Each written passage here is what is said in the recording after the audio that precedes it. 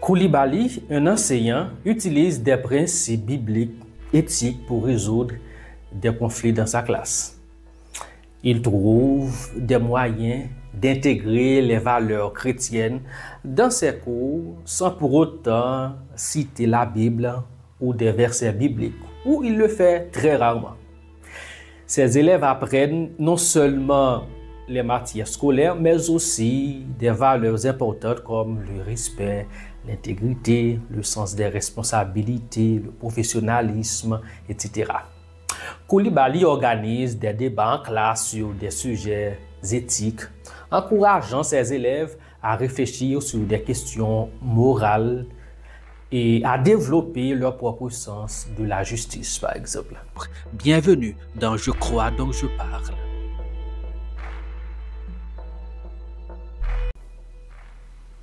Salut mon ami, c'est Web pour Je crois donc je parle. Quel plaisir de vous retrouver.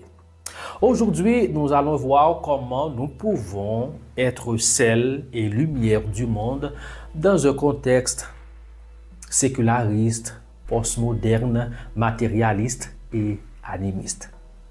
Donc cette vidéo fait suite à une précédente vidéo sur la Grande Commission et le Marketplace. Je vous encourage vivement à la regarder. Il s'agit d'une vidéo qui vous fournira des outils pour faire des disciples dans votre lieu de travail. Je vous assure que vous ne serez pas déçus. Il est essentiel de vous rappeler que nous sommes appelés à être sel et lumière du monde, ce qui signifie que Jésus nous appelle en tant que ses disciples, ambassadeurs, à influencer de manière positive le monde autour de nous. Alors, comment pouvons-nous vivre ces principes dans un monde qui peut parfois sembler éloigné des valeurs spirituelles ou plus précisément des valeurs du Christ lui-même? Essayons de comprendre les concepts de sécularisme, postmodernisme, matérialisme et animiste. Le sécularisme, c'est une philosophie qui prône la séparation de la religion et de l'État et souvent une approche laïque de la vie. En d'autres termes, le sécularisme ou la sécularisation, si vous voulez, se définit parfois comme étant une tendance ou un principe visant soit à soustraire l'influence de la religion, de l'Église ou des affaires religieuses dans les affaires et fonctions publiques ou l'État, soit les séparer tout carrément sous prétexte de se protéger de l'obscurantisme religieux au profit de la conscience individuelle. C'est la proclamation de la laïcité de l'État.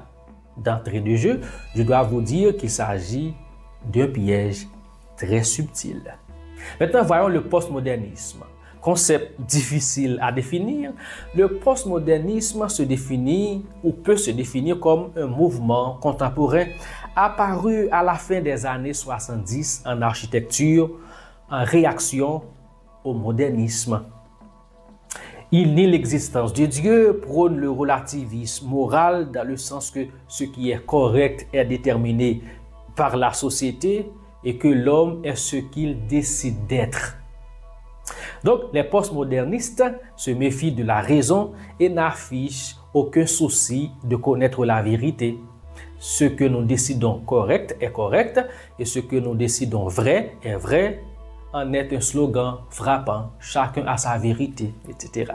Donc, il s'agit d'une époque où les vérités absolues, les méta-récits sont remises en question et où la diversité des perspectives est valorisée. Maintenant, qu'en est-il du matérialisme? Le matérialisme, c'est une vision du monde centrée sur les possessions matérielles et le bien-être physique. Mais c'est beaucoup plus que ça. Il s'agit en fait d'une philosophie, d'une vision du monde, d'une tendance prônant l'éternité de la matière et qu'en dehors de celle-ci, c'est-à-dire de la matière, rien d'autre n'existe. C'est le matérialisme scientifique dans ce cas ou tout simplement du naturalisme. Il s'agit donc d'une doctrine philosophique ou un mouvement littéraire soutenant que tout est d'origine naturelle et qu'en dehors de la nature ou de la matière, rien d'autre n'existe. La nature est le principe premier de la réalité. Donc le naturalisme nie l'existence de Dieu, considère l'être humain comme une machine et prône une éthique selon laquelle vous n'avez qu'à faire tout ce qui est bénéfique et créer de l'harmonie. Le marxisme en est un exemple. Voyons maintenant l'animisme. Le terme animisme vient du latin animus, signifiant âme, esprit. Il s'agit d'une vision du monde qui croit que toutes choses dans la nature, les êtres vivants, les objets et les éléments naturels ont une vie spirituelle, une force vitale ou tout simplement une âme. Les animistes croient dans l'existence d'un seul Dieu créateur, exerçant sa domination sur un panthéon de divinités.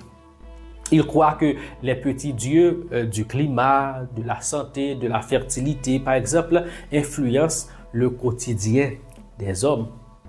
Contrairement aux chrétiens, les animistes croient que la divinité créatrice n'est pas proche de l'homme. Donc, Dieu est transcendant ou la divinité est transcendante, mais non immanente. Après avoir fini de créer le cosmos, elle se repose pour laisser travailler les ancêtres et les esprits, selon la pensée de René Tabar. Les animistes sont souvent des fatalistes. Selon le théologien Pierre Diarra, l'animisme est une religion dans le sens qu'elle a une croyance en un Dieu créateur, des rites et une éthique, des normes de conduite. Cette religion donc, composée des entités comme le chamanisme et le vaudou, est souvent associée à des pratiques de sorcellerie, de magie, de superstition. Elle est une forme de panthéisme dans ce cas. Dieu est tout, tout est Dieu. Bref, l'animisme est une croyance, une vision du monde selon laquelle des esprits ou des forces surnaturelles habitent les objets naturels et influencent la vie humaine. Quels sont donc maintenant les défis auxquels les croyants ou les chrétiens sont confrontés dans un contexte aussi diversifié? Nous y répondrons après la pause dans quelques secondes. Pour avoir accès à toutes nos ressources, veuillez visiter notre site internet le www.jecroisdoncjeparle.org. Tous nos contenus sont pratiquement disponibles sur la plupart des plateformes de podcast. Vous n'avez qu'à taper « Je crois, donc je parle ». Tous nos livres sont aussi disponibles sur Amazon en version e-book, broché et relié. Merci d'intégrer notre communauté. Merci de partager et de consommer nos contenus. Que Dieu vous bénisse abondamment. Grandissons ensemble dans la grâce et la connaissance de Jésus-Christ, notre Seigneur.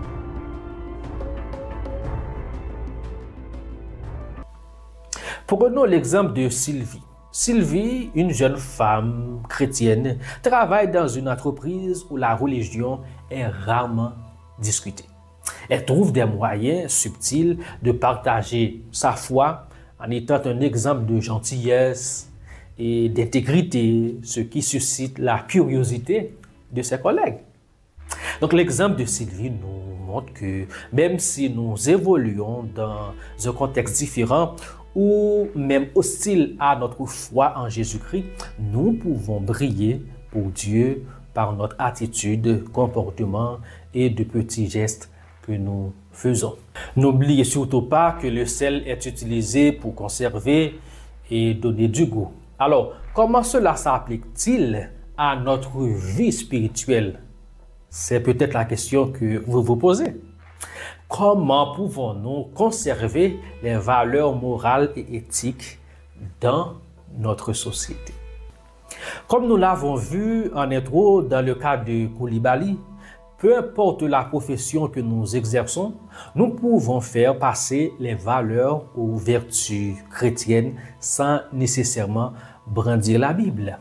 Dans la plupart des cours qu'on donne dans même nos universités chrétiennes, nos écoles chrétiennes, on ne fait que citer des versets bibliques, mais sans pour autant développer des approches plus habiles qui pourraient faire passer les valeurs bibliques ou chrétiennes dans ce sens. J'ai eu l'opportunité d'être contractuel à Crèche, Consortium pour le renforcement de l'éducation chrétienne en Haïti, une organisation chrétienne qui élabore des manuels scolaires en travaillant sur le programme détaillé fourni par le ministère de l'Éducation nationale et de la formation professionnelle. Ce qu'ils font, c'est d'intégrer des valeurs chrétiennes ou bibliques dans ces manuels.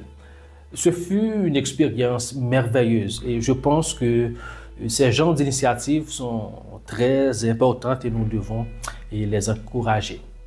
Nous ne sommes pas appelés seulement à être sel de la terre, mais aussi à être la lumière du monde. Vous savez, la lumière éclaire et guide. Elle dissipe les ténèbres. Donc, les ténèbres sont l'absence de la lumière. Alors, comment pouvons-nous être une lumière pour ceux qui nous entourent? Comment pouvons-nous apporter de l'espoir et de la clarté dans des situations difficiles? Pauline, une infirmière, travaille dans un hôpital où elle rencontre des patients en détresse. C'est son travail.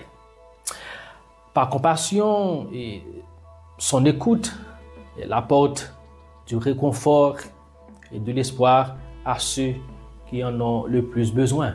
Pauline décide donc de créer un groupe de soutien pour les patients et leurs familles, offrant un espace pour partager leurs expériences et trouver du réconfort mutuel. Alors, que vous évoluez dans un contexte séculariste, postmoderne, matérialiste et animiste, vous pouvez vivre d'une manière digne de l'Évangile. Vous pouvez influencer votre environnement. Ce n'est pas toujours facile, ce ne sera pas toujours facile. Il y a des pressions, des attaques spirituelles de tout genre, des tentations, des moments de doute, de découragement, etc. Mais rappelez-vous la promesse de Jésus-Christ et je ne cesse de le rappeler.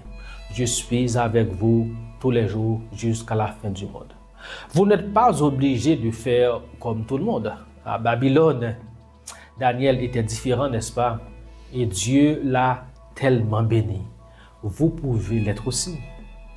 Bien-aimés, je vous exhorte, comme étrangers et voyageurs sur la terre, à vous abstenir des convoitises charnelles qui font la guerre à l'âme. Ayez au milieu des païens une bonne conduite, afin que, là même où ils vous calomnient comme si vous étiez des malfaiteurs, ils remarquent vos bonnes œuvres et glorifient Dieu au jour où il les visitera. Selon 1 Pierre chapitre 2, versets 11 et 12. Alors mon ami, que Dieu nous rende dignes de son appel et qu'il nous accorde sa grâce et sa paix pour que nous soyons sel et lumière de notre communauté, de nos communautés. N'hésitez pas à commenter et à partager ce contenu si vous pensez que ça pourrait aider quelqu'un d'autre. Alors, grandissons ensemble dans la grâce et la connaissance de Jésus-Christ, notre Sauveur. C'était votre ami web pour Je crois, donc je parle. À la prochaine. Je n'ai point honte de l'Évangile, je crois donc je parle et je m'engage. Je refuse de gaspiller ma vie et de quitter ce monde sans rejoindre Dieu dans son mouvement dans le monde. Car la moisson est grande, mais les ouvriers sont si peu. Plus que jamais, ce monde déchu a besoin de Jésus.